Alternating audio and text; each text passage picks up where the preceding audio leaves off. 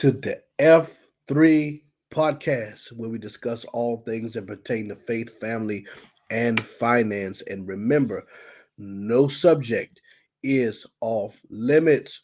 We are your hosts today. I am Dr. Lionel M. Blair, Sr., and I'm sitting next to the lovely, the glorious, the wonderful. See, I'm just a little lowly servant, but she's just so grand and so glorious. Amen. She's my wonderful wife. Amen. Dr. Jasmine Blair.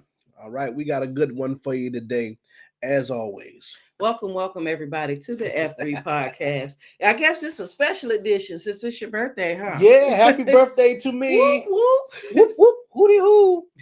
Happy birthday to me. Yes, indeed. Yes, indeed. So, listen, we're glad you guys are with us. Shout out to everybody that's been rolling with us. If this is your Yes, first time here, thank be you. sure to like, subscribe, and share. Hit the notification bell. Be sure to take us with you on the go. You in your car, you at work. You can find us on your favorite platforms where your podcasts are streamed. Definitely be sure to follow us over on social media at King and Queen Blair. You can follow us here on YouTube. You can follow us over on IG as well as Facebook. So stay tuned. That way you can keep up with everything that's going on. That way you make sure you're not missing anything. Because we got some great things that are coming up this year. And you're going to be like, oh my gosh, I missed it. Why you didn't tell me? Because you wasn't following us. So make sure that you follow us so you know exactly what's going on. So today's going to be a good episode. Today we are going to talk about, I call it the Cold War Reloaded. Because it's not something that's widely talked about, but it's like this silent, back and forth thing that kind of goes on. Yeah. So we're going to be talking about baby boomers and millennials in general, but we're also going to talk about like what this looks like in the church with leadership and Yeah. mentorship, because this is a big thing. And some of the problems that some of y'all have been having is because you have leaders that are stuck in an era that just doesn't exist. So why we're going to talk about this? So, they've got these generations and, each generation becomes labeled something different, right? And so these two generations have been intriguing to a lot of people who study this kind of stuff because of the vast differences. Right. The vast differences just in upbringing and life and perspective. And it's interesting because we see that clash play out in reality. One of the things I think is interesting, and we were talking about this the other day, as millennials, we got blamed for a lot of stuff. Yeah. And I thought that was interesting. I'm like, what? Anytime because see, they have these trends, right? Let me put it plainly. They have these trends, and there's certain trends that they expect to see as people grow older, as people become more wise and more mature. And as millennials, we just didn't follow that trend. So we messed up all their little models and expectations that they had. Right. And so everything became our fault. A lot of big companies lost money. Why? Because we did not follow in the footsteps of our parents and just do all we said, you know what, I want to do something different. One of the biggest things is brand loyalty. Most people from the boomer generation, if they bought a Ford and they liked the Ford, they were loyal to Ford till the day that they passed. And Right. every car that they bought was a Ford, no matter how many problems they had, difficult. Well, I've always been a Ford man, or I've always been a Ford woman, and they're going to stick with Ford. Right. Us, no. So, keep that mindset with cars, with car insurance, with your TV provider, with your phone provider. Really, this became, in my opinion, a form of predictable income after a while. Mm-hmm. Well, the Joneses have always been our customers, and Right. Now the next generation of Jones, people start to pinpoint their pockets after a while. Right. And then here come us millennials said, you know what? No, they got a better deal over here for half off. I'm going to go over here for a year. Then when you got a new offer, I'm coming back over here. And if I flip flop every other year, I'm going to keep paying $60 for all this stuff. Right. You can't do that. That's not right. Why?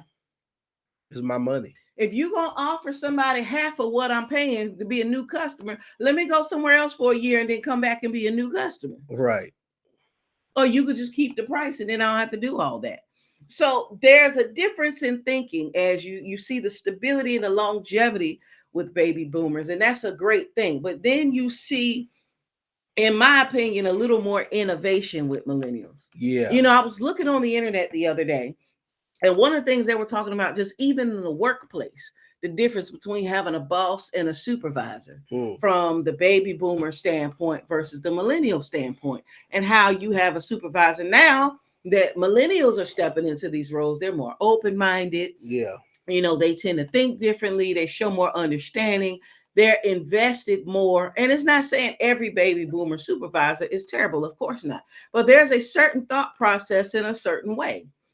Right. I know from my experience, everything was always, this is what you're supposed to do. Why? Because that's what, don't worry about that, just do. But why am I doing something that I don't understand? Right. There wasn't a whole lot of coaching, because this is the way we do things. We don't question it, we just do it. Right. And millennials like, well, no, I want to know why, because we might actually be doing something stupid, and we might can save the company some money doing it a different way. But Right. nobody knew because nobody wanted to question it. Right. So with this mindset of, strict authority and strict obedience versus having room for thought and questions, Come on. I want to pass this over to you. How do you think this affects the navigation of a church or a ministry? Because you know, I can remember coming up in ministry myself, and I was just taught obey your leader. Mm-hmm. And the Bible does say obey those that have rule over you. But see, as I begin to grow in my understanding, I'm not going. I don't want to obey without understanding. Mm-hmm. I don't want to just follow you blindly.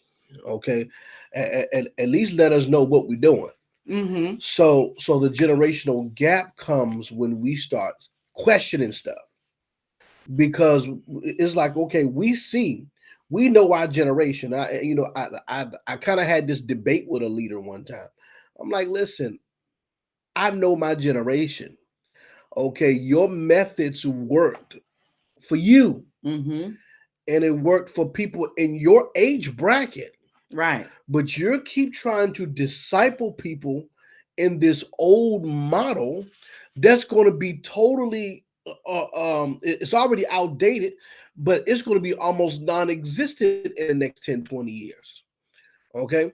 And well, this is what my bishop did, for me. And I do this to everybody else, and I lead people like everybody. You can't always lead people how you've been led. That that's good. And the problem is that we don't have the flexibility to discern a generation.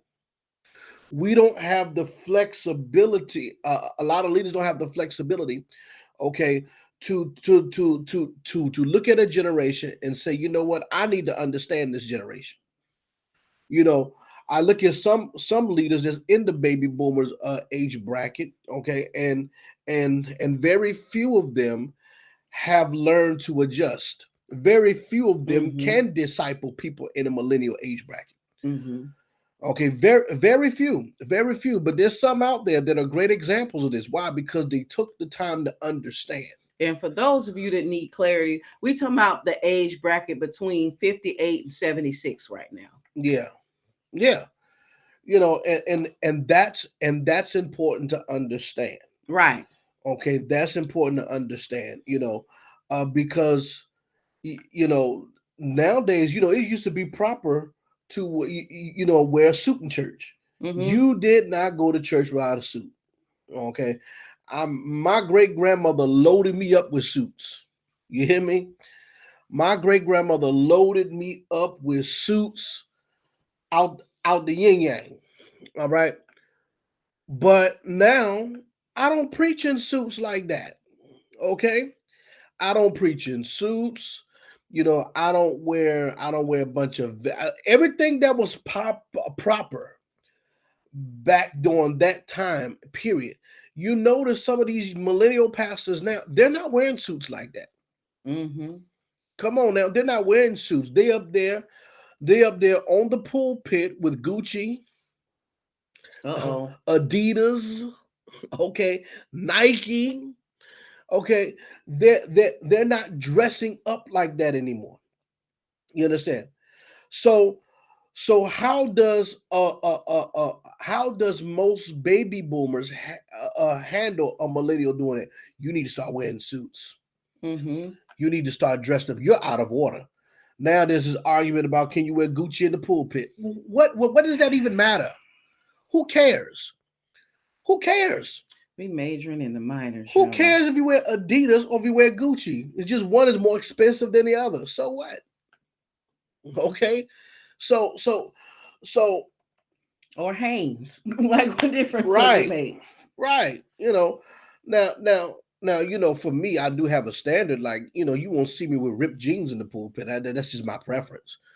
But now you got preachers with earrings and stuff like that. Listen, and none of these are salvation issues. But baby boomers make it seem like it's a salvation issue. And see, this is why now a lot of the fathers in the faith, a lot of the spiritual fathers are becoming younger and younger. And then you have people in the baby boomers bracket want to call us babies, leading babies. And these young guys, you got these sons trying to be fathers. Mm. Well, you don't have a lot of you don't have the wisdom. See, we see where everything is going. We see where technology is headed. Come on now. We see where money is headed. Mm-hmm. We see we see where just the economy as a whole is headed. We see where politics is headed. Okay. So a lot of millennials are future minded, futuristic. It used to be hard to become a millionaire. Now it's almost easy. You got 19-year-olds, okay, riding on yachts, buying yachts at 19 years old. You know, and normally, you wouldn't be rich like that unless you inherited. These people coming up out of nothing, becoming millionaires, from the internet. It is a different age, and what worked for you worked back then. And if you don't try to get an understanding, sometimes you got to listen to these young people, like y'all say. Mm-hmm. You got to listen. That's You true. got to seek to understand, okay, and then apply your wisdom and your expertise to what they're doing futuristically. And we're not saying that your wisdom and your voice is outdated. Your methods are Your outdated, possibly. methods are outdated. And if your methods are outdated, we ain't gonna listen to you. We ain't gonna listen to you. You still trying to get us to wear suits every Sunday. We're not gonna listen to you. You're trying to rebuke us because we got earrings. We're not gonna listen to you. And we've flown in more miracles than you are. You understand what I'm saying? And I'm speaking out of even some of my experiences with baby boomer type leaders. Mm-hmm. We a lot of us, we want fathers. We Mm-hmm. we want to listen. We want to be discipled, but we're not going to let you compromise our assignment either, and we're not going to let you dummy down what's on our life because you don't like how we dress. Mm. You don't like how we talk.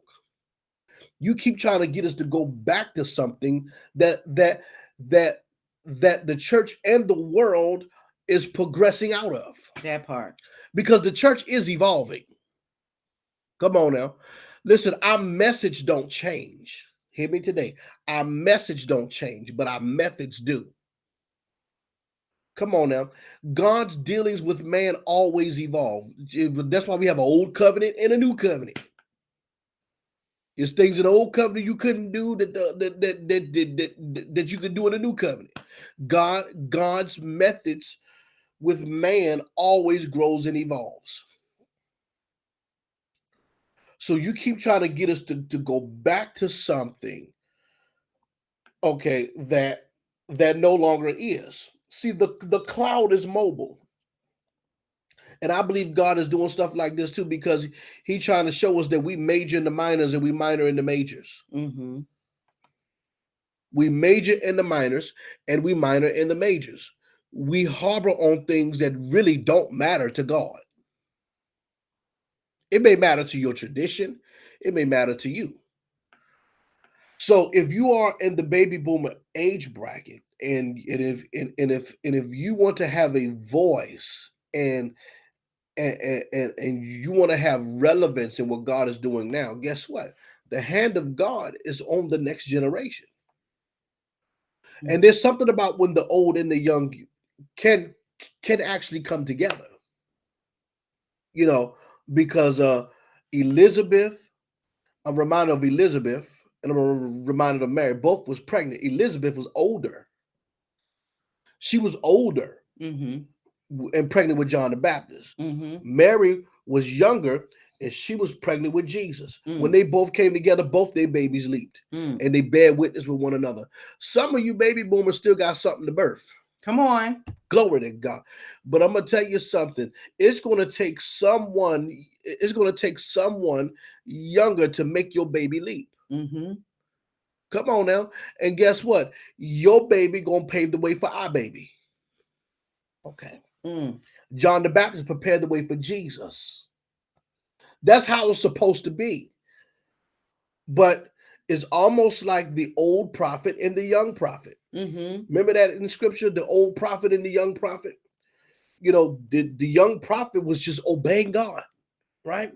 And signs and wonders was happening through his ministry. He was destroying altars and all that other stuff. And here come the old prophet. God told the young prophet, don't go and stop by nobody's house, right? And here come the old prophet. Well, an angel spoke to me and said, if you to come to my house, Mm. right? And check this out. Check this out. Some of y'all not gonna like this, but it's gonna bless a whole lot of y'all. And the young prophet was like, listen, God told me this. But because the old prophet was a senior prophet, probably, and you know, he probably was a senior prophet, okay, looking for someone to come under his wing because he probably had nobody really to pass the baton to. Right. So he said, instead, I'm gonna just trick this man to come into my house. Okay. Because for some reason, I guess he thought he was above the word of the Lord in the young prophet's life. Mm. And that's how some of y'all act. And that's why some of these young people don't sit under y'all. But anyway, so so then he decided that he was going to heed the voice of the old prophet, probably because he was respectable, he was well known, and things like that. And then all of a sudden, when the young prophet disobeyed God by going to this old prophet's house, okay, then all of a sudden, the real word of the Lord came forth was like, you disobeyed, so now you're gonna die. Some people, y'all keep trying to make some of these people submit because you think you got something, or you may have something, Mm. but it may not be for them. Because first of all, it may not be, it may be outdated. All right. Some people can't afford to submit to some of y'all, or else they would die. Mm. Let me say that again. Some people cannot afford to submit to some of y'all. That's why they don't. Because the moment they feel like they're dying, I'm not talking about rebellion. I'm not talking about not being able to submit to authority. Okay. I'm not talking about vagabonds and bastards. Okay. I'm talking about people who have genuine confirmed instructions from God and you trying to tell them something different. They Mm. can't afford to sit under you, or else they would die. And so and this is why some of the millennials are moving the way that they're moving, because God has shown them the future, so they make movements according to it. And that's why a lot of the spiritual fathers now that are coming up are millennials. Mm.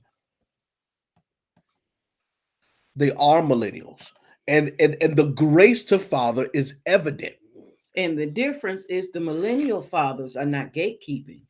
Come on. You know, God had to position, one of the reasons why he had to position younger fathers and mothers in the faith is because a lot of baby boomers, well, you don't need to worry about that yet. It's before your time. I remember in my early years, being very, oh, you don't need to worry about that yet. You ain't got there yet. Okay, so what is the timetable that says you need to be a certain space before you get there?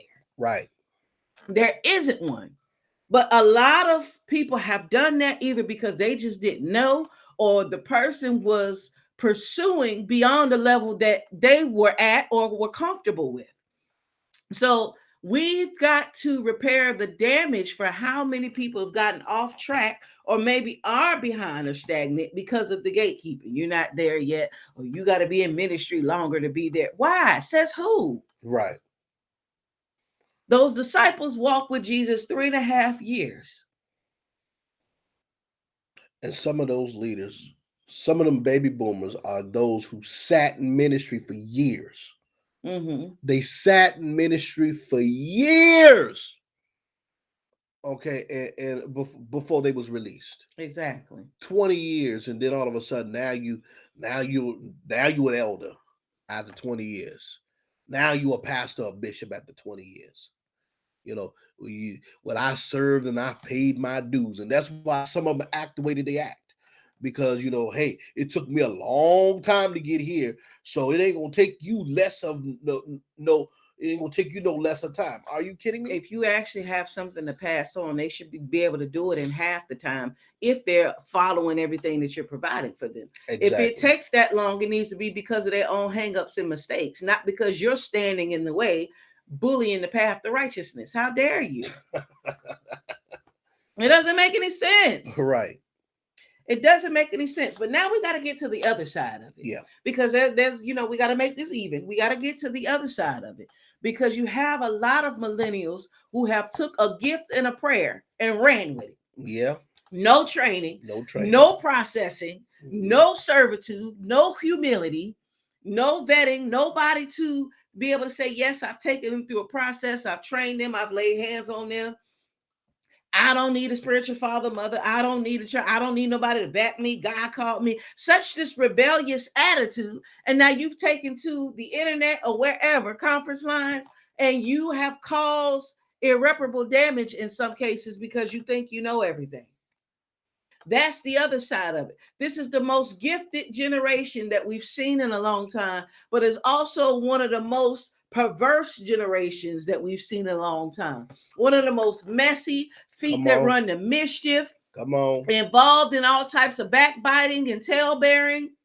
We're gifted, but the character does not match that of the That's right. baby boomers. Yeah. They weren't too gifted, but they have more character in a lot of things. Yeah. Yeah. And then it's like, okay, like you have one side extra strict, Mm-hmm. and then you got another side that's looking to be extra loose. Extra loose. See, like the baby boomers, one thing I can say about them, they weren't perfect, but you had less scandals. Absolutely. You had less scandals. Man, today, man, there's so many I'm not doggone saying you didn't have any, but scandals. you definitely had less. And Less. actually, in the Apostolic Constitution, that's Uh-huh. one of the reasons why the Apostolic Fathers said that, hey, if you have somebody that's young, that's anointed, they have the wisdom to lead, let them lead. Don't hold them back if they Right. have the wisdom. Right. But the reason why they favor the older person is because they have passed certain temptations in life. Right. Translation, if you 50, 60, 70, you're not going to have the urge to sleep around like somebody that's 20, 25. Right. So they favor older leaders because they had passed certain phases of stupidity in life. They had matured, they had wisdom, they took their losses in private, and now they were able to lead from a wise place as opposed to somebody that's young and in charge and doing too much. Right. Nobody, yes, God places his wisdom on people. Nobody's saying you can't lead young, but there's a danger when people are put in these positions and not processed and they're not properly accountable. They look like a toddler on a power trip. I'm in charge, like that video. I'm the daddy. I'm grown. We want to be so in charge, and we forget the honor and privilege of being in charge and what it actually means to be able to develop people. Though you're leading, you're still serving. Right. And that's oftentimes missed. People just like the idea of being in charge. And Yeah. just because you can preach, pray, and prophesy and heal the sick, raise the dead, cast out devils, that doesn't mean that you have the character automatically to lead. The character, the wisdom, the compassion, all of these different components matter when it comes to being in a position to actually lead. It really does. Yeah. And so we're missing that. And then so these millennials are so, well, I'm in charge now, to the point where you can't even have an elder just kind of share something with them in wisdom. Well, I don't need to listen to you. I'm not accountable to you. You don't tell me what to do. I ain't got to listen to you. Wisdom says, first of all, if you have an elder, you've got to entreat them like the father or mother. Right. How would you want somebody talking to your mama and daddy? There's a certain reverence there because of their age and wisdom. Right. And if you really got the Holy Ghost for real, you'll be wise to even just listen, just to consider what they're saying. Right. Even if you don't follow it all, you've got to know, have enough wisdom to know when you need to submit yourself to hear them out on some things Right. and to take some things into consideration. That is the telltale sign of whether or not you really supposed to be leading. Because some of you is there, but you're stepping ahead too. So I don't need to listen to nobody. God gave me this vision. God gave me this mission. Yes, but you don't necessarily have all of the ins and outs on how to carry it out. Right. And wisdom says, hey, this person may seem old to me, they may seem dried up and outdated, but this person also done made some mistakes. And if I position myself in wisdom, I can learn from their mistakes and skip some of those pitfalls and not have to go through the recovery they did. We are so arrogant to the point where we want to be head first in Yeah. everything, Yeah. to give me the permission to screw everything up because I'm grown. It's Right. stupid. Right. And you've got a lot of people that have caused damage. There's a lot of these people on social media. And it's just like, okay, you've never even been a member in somebody's church for like 3 months. Right. But you a whole prophet with a whole ministry and sons and daughters. How? You're illegal. Never successfully served anywhere. First of all, how are you an apostle at 23, Mm, 22? You've barely lived life. How you a spiritual father at 20? And you got these grown folks running around calling you dad like a bunch of dummies. mm, You have no experience. A lot of y'all follow people. This first of all, how you an apostle? You 23 and you a member of somebody's church. mm-hmm. See, this the kind of stuff we got going on in the millennial generation. You know, and what's the generation after the millennials? I forgot who they were. That will be Gen Z. Yeah, Gen Z. Yeah. So yeah, we have a lot of we have a lot of that going on too, because they don't want to heed the voice. They don't want to heed the voice of someone else, or they figure I'm called. Mm-hmm. I got a gift. I got an anointing. Eat about shot I speak in tongues. And you're full of all kind of perversion. You're full of all kind of rebellion. You don't listen to nobody.